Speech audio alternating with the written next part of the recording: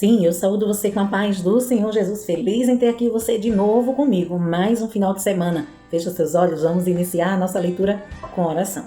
Senhor meu Deus, meu Pai que está nos céus, maravilhoso é o teu nome. Eu te louvo, Pai, te agradeço por tudo quanto o Senhor tem feito em nossas vidas. Abençoe, Senhor, cada inscrito aqui do nosso canal. Abençoe, Pai, cada um que está chegando agora, cada um, Senhor, que tem compartilhado, tem deixado aqui o like desse vídeo, Senhor, tem apresentado a Ti esse propósito anual lendo a Bíblia inteira 2025 e não tem desistido, Senhor, até aqui de ler a Tua palavra, de ouvir os vídeos leituras, Senhor. Então eu te agradeço pela vida de cada um, Pai. Vai abençoando. Senhor, venha colocar as mãos nas causas impossíveis, nos problemas, Senhor, de cada um. Tuas mãos poderosas, Pai. Tuas mãos de poder, de cura, que pode tudo e todas as coisas. Continue conosco, Senhor. Se assim for da sua vontade, que teu Espírito Santo seja intérprete da tua palavra para com nossas vidas. Em nome de Jesus te agradecemos por tudo. Amém e amém. Amém? As nossas leituras diárias de hoje estão em Daniel, capítulos 4, 5 e 6 e João, capítulo 18. Daniel, capítulo 4, diz assim: Outro sonho de Nabucodonosor. O rei Nabucodonosor, aos homens de todas as nações, povos e línguas que vivem no mundo inteiro, paz e prosperidade. Tenho a satisfação de falar-lhes a respeito dos sinais e das maravilhas que o Deus Altíssimo realizou em meu favor. Como são grandes os seus sinais, como são poderosas as suas maravilhas. O seu reino é um reino eterno. O seu domínio dura de geração em geração. Eu, Nabucodonosor, estava satisfeito e próspero em casa, no meu palácio. Tive um sonho que me deixou alarmado. Estando eu deitado em minha cama, os pensamentos e visões que passam pela minha mente deixaram-me aterrorizado. Por isso, decretei que todos os sábios da Babilônia fossem trazidos à minha presença para interpretarem o sonho para mim. Quando os magos, os encantadores, os astrólogos e os adivinhos vieram, contei-lhes o sonho, mas eles não puderam interpretá-lo. Por fim veio Daniel à minha presença e eu lhe contei o sonho. Ele é chamado de Beltesazar, em homenagem ao nome do meu Deus. O espírito dos santos deuses está nele. Eu disse: Beltesazar, chefe dos magos, sei que o espírito dos santos deuses está em você e que nenhum mistério é difícil demais para você. Vou contar-lhe o meu sonho, interprete para mim.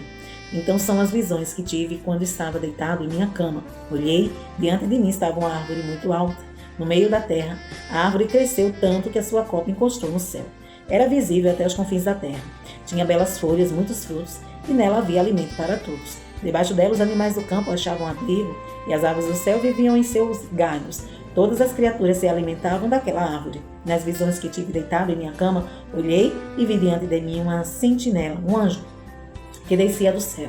Ele gritou em alta voz: derrube a árvore e corte os seus galhos, arranque as suas folhas, espalhe os seus frutos, fuja os animais de debaixo dela e as aves dos seus galhos. Mas deixe o toco e suas raízes presos com ferro e bronze. Fique ele no chão, em meio à relva no campo. Ele será molhado com o orvalho da terra e com os animais comerá a grama da terra. A mente humana lhe será tirada, e ele será como um animal até que se passem 7 tempos. A decisão é anunciada por sentinelas. Os anjos declaram o veredicto, para que todos os que vivem saibam que o Altíssimo domina sobre os reinos de todos os homens, e os dá a quem quer, e põe em poder os mais simples dos homens. Esse é o sonho que eu, o rei Nabucodonosor, tive agora. Beltesazar, diga-me o significado do sonho, pois nenhum dos sábios do meu reino consegue interpretá-lo para mim, exceto você, pois o espírito dos santos deuses está em você. Daniel interpreta o sonho. Então Daniel, também chamado de Beltesazar, ficou estarrecido por algum tempo, e os seus pensamentos o deixaram aterrorizados. Então o rei disse: Beltesazar, não deixe que o sonho ou a sua interpretação o assuste. Beltesazar respondeu: meu senhor, quem dera o sonho só se aplicasse aos teus inimigos, e o seu significado somente aos teus adversários. A árvore que viste, que cresceu e ficou enorme, cuja copa encostava no céu, visível em toda a terra, com belas folhas e muitos frutos, na qual havia alimento para todos, abrigo para os animais do campo e morada para as aves do céu nos seus galhos. Essa árvore, ó rei, és tu. Tu te tornaste grande e poderoso, pois a tua grandeza cresceu até alcançar o céu, e o teu domínio estende até os confins da terra. E tu, ó rei, viste também uma sentinela, o anjo que descia do céu e dizia: derrubem a árvore, destruam-na, mas deixe o toco e suas raízes presos com ferro e bronze. Fique ele no chão, em meio à relva do campo. Ele será molhado com o orvalho do céu. e viverá com os animais selvagens, até que se passem 7 tempos. Esta é a interpretação, ó rei, e esse é o decreto que o Altíssimo emitiu contra o rei, ó Senhor.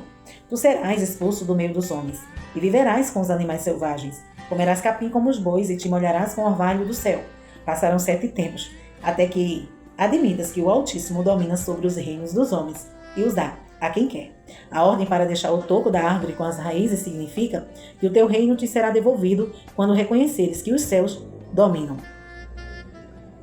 Portanto, ó rei, aceita o meu conselho, renuncia aos teus pecados e à tua maldade, pratica a justiça e tem compaixão dos necessitados. Talvez então continues a viver em paz. O cumprimento do sonho. Tudo isso aconteceu com o rei Nabucodonosor. 12 meses depois, quando o rei estava andando no terraço do Palácio Real da Babilônia, disse: acaso não é esta a grande Babilônia que eu construí como capital do meu reino, com o meu enorme poder e para a glória da minha majestade? As palavras ainda estavam nos seus lábios, quando veio do céu uma voz que disse: é isso que está decretado quanto a você, rei Nabucodonosor. Você será expulso do meio dos homens, viverá com os animais selvagens e comerá capim com os bois. Passarão 7 tempos até que admita que o Altíssimo domina sobre os reinos dos homens e os dá a quem quer. A sentença sobre Nabucodonosor cumpriu-se imediatamente.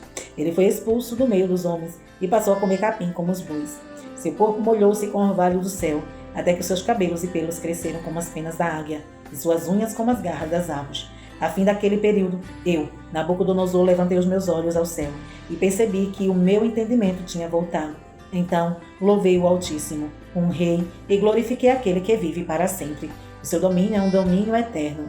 O seu reino dura de geração em geração. Todos os povos da terra são como nada diante dele. Ele age como lhe agrada, com o exército dos céus e com os habitantes da terra. Ninguém é capaz de resistir à sua mão ou dizer-lhe: o que fizeste? Naquele momento voltou meu entendimento e eu recuperei a honra, a majestade e a glória do meu reino. Meus conselheiros e os meus nobres me procuraram, meu trono me foi restaurado, a minha grandeza veio a ser ainda maior. Agora eu, Nabucodonosor, louvo, exalto e glorifico o Rei dos céus, porque tudo o que ele faz é certo, e todos os seus caminhos são justos, e ele tem poder para humilhar aqueles que vivem em arrogância. Capítulo 5. O banquete de Beltesazar. A escrita na parede. Certa vez, o rei Beltesazar deu um grande banquete para 1000 dos seus nobres, e com eles bebeu muito vinho.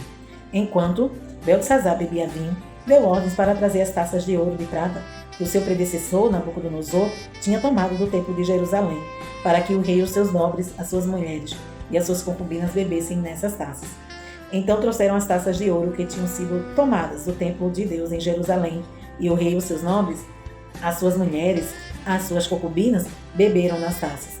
Enquanto bebiam o vinho, louvavam os deuses de ouro, de prata e de bronze, de ferro, de madeira e de pedra. Mas de repente apareceram dedos de mão humana que começaram a escrever no reboco da parede, na parte mais iluminada do palácio real. O rei observou a mão enquanto ela escrevia. O seu rosto ficou pálido e ele ficou tão assustado que os seus olhos batiam um no outro e as suas pernas vacilaram. Aos gritos, o rei mandou chamar os encantadores, os astrólogos e os adivinhos e disse a esses sábios da Babilônia: aquele que lê essa inscrição e interpretá-la, revelando-me o seu significado, vestirá um manto vermelho, terá uma corrente de ouro no pescoço e será o terceiro em importância no governo do rei. Todos os sábios do rei vieram, mas não conseguiram ler a inscrição, nem dizer ao rei o que significava. Diante disso, o rei Beltesazar ficou ainda mais aterrorizado e o seu rosto mais pálido. Seus nobres estavam alarmados. Tendo a rainha ouvido os gritos do rei e dos seus nobres, entrou na sala do banquete e disse: ó rei, vive para sempre. Não fiques assustado nem tão pálido. Existe um homem em teu reino que possui o espírito dos santos deuses. Na época do teu predecessor, verificou-se que ele era um iluminado e tinha inteligência e sabedoria como a dos deuses. O rei Nabucodonosor, teu predecessor, sim, o teu predecessor, o nomeou chefe dos magos, dos encantadores, dos astrólogos e dos adivinhos. Verificou-se que esse homem, Daniel, a quem o rei dera o nome de Beltesazar, tinha inteligência extraordinária e também a capacidade de interpretar sonhos e resolver enigmas e mistérios. Manda chamar Daniel e ele te dará o significado da escrita. Assim Daniel foi levado à presença do rei, que lhe disse: você é Daniel, um dos exilados que meu pai, o rei, trouxe de Judá? Soube que o Espírito dos deuses está em você e que você é um iluminado que tem inteligência e uma sabedoria fora do comum. Trouxeram os sábios Trouxeram os sábios e os encantadores à minha presença para lerem essa inscrição e me dizerem o seu significado. Porém, eles não conseguiram. Mas eu soube que você é capaz de dar interpretações e de resolver mistérios. Se você puder ler essa inscrição e dizer o que significa, você será vestido com um manto vermelho e terá uma corrente de ouro no pescoço. E será o terceiro em importância no governo do rei. Então Daniel respondeu ao rei: podes guardar os teus presentes para ti mesmo e dar tuas recompensas a algum outro. No entanto, lerei a inscrição para o rei e lhe direi o seu significado. O rei foi a Nabucodonosor, teu predecessor, que o Deus Altíssimo deu soberania, grandeza, glória e majestade. Devido à alta posição que Deus lhe concedeu, homens de todas as nações, povos e línguas tremiam diante dele e o temiam. A quem o rei queria matar, matava. A quem queria poupar, poupava. A quem queria promover, promovia. E a quem queria humilhar, humilhava. No entanto, quando o seu coração se tornou arrogante e endurecido por causa do orgulho, ele foi deposto do seu trono real e despojado de sua glória. Foi expulso do meio dos homens, e sua mente ficou como de um animal. Passou a viver com os jumentos selvagens, e a comer capim como os bois. O seu corpo se molhava com o orvalho do céu, até reconhecer que o Deus Altíssimo domina sobre os reis dos homens e coloca no poder a quem ele quer. Mas tu, Beltesazar, seu sucessor, não te humilhaste, embora soubestes de tudo isso. Ao contrário, te exaltaste acima do Senhor dos céus. Mandaste trazer as taças do templo do Senhor para que nelas bebessem tu, os teus nobres, as tuas mulheres e as tuas concubinas. Louvaste os deuses de prata, de ouro e de bronze, de ferro e de madeira e de pedra, que não podem ver, nem ouvir, nem entender, mas não glorificaste o Deus que sustenta em tuas mãos a tua vida e todos os teus caminhos. Por isso ele enviou a mão que escreveu as palavras da inscrição. Esta é a inscrição que foi feita: Mene, Mene, Tekel, Parsi. E este é o significado dessas palavras. Mene, Deus contou os dias do teu reinado e determinou o seu fim. Tekel, foste pesado na balança e achado em falta. Pérez, teu reino foi dividido e entregue aos medos e persas. Então, por ordem de Beltesazar, vestiram Daniel com manto vermelho, puseram uma corrente de ouro no pescoço e o proclamaram o terceiro em importância ao governo do rei. Naquela mesma noite, Beltesazar, rei dos babilônios, foi morto, e Dário, o Medo, operou-se do reino, com a idade de 62 anos. Capítulo 6. Daniel na cova dos leões.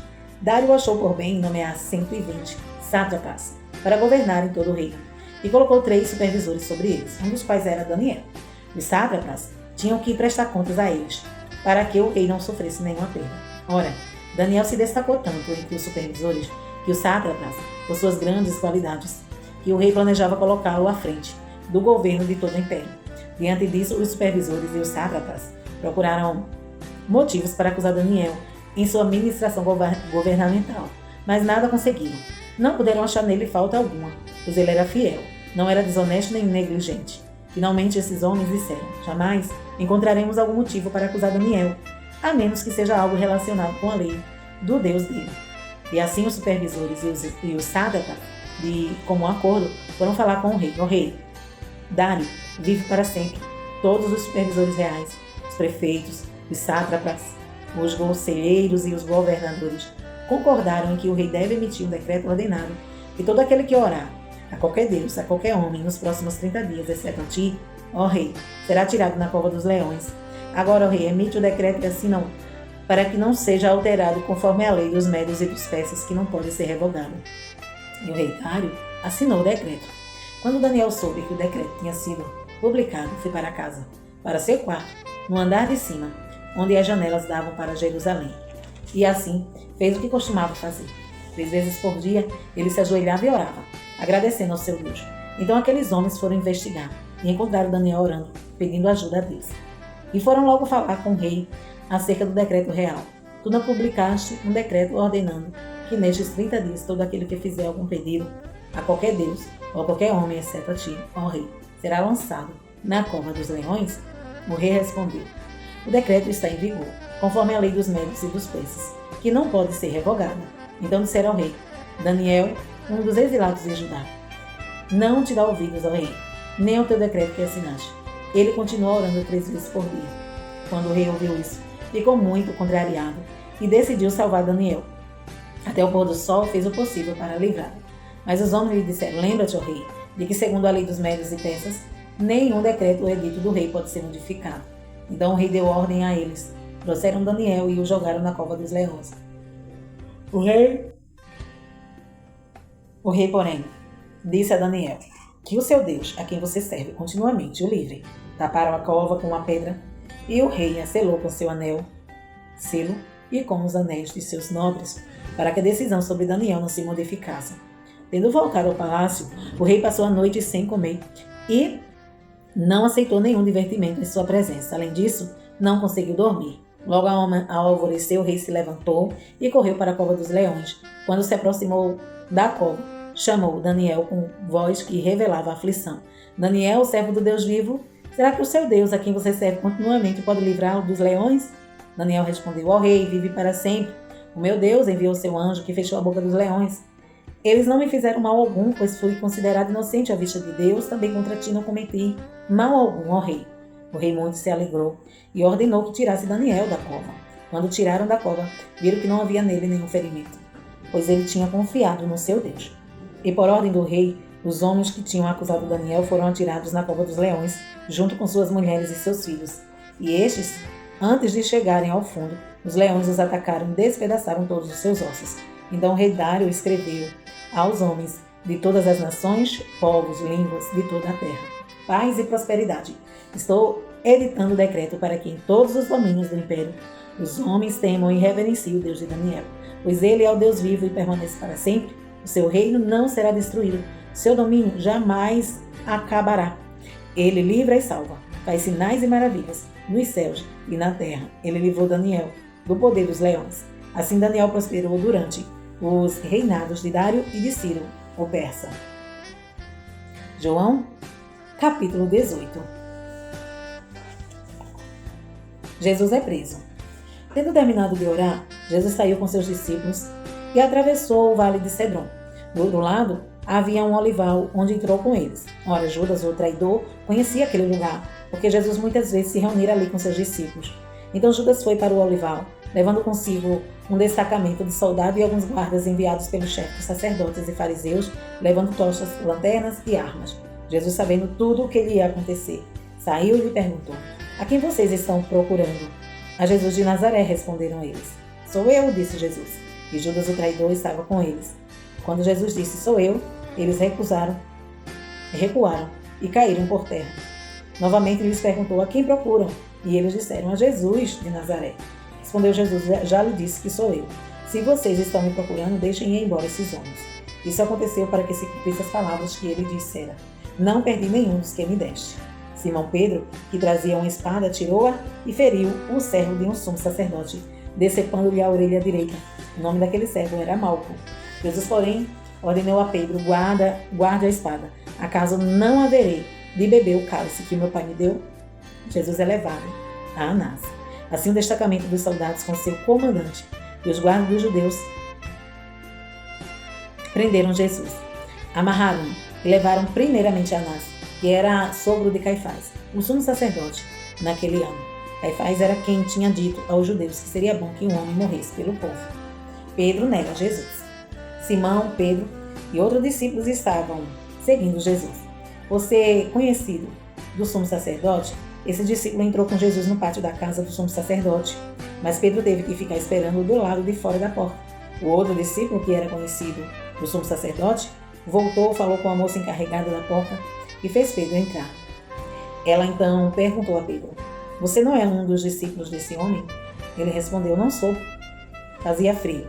Os seus servos e os guardas estavam ao redor de uma fogueira que haviam feito para se aquecerem. Pedro também estava em pé com eles, aquecendo-se. O sumo sacerdote interroga Jesus. Enquanto isso, o sumo sacerdote interrogou Jesus acerca dos seus discípulos e dos seus ensinamentos.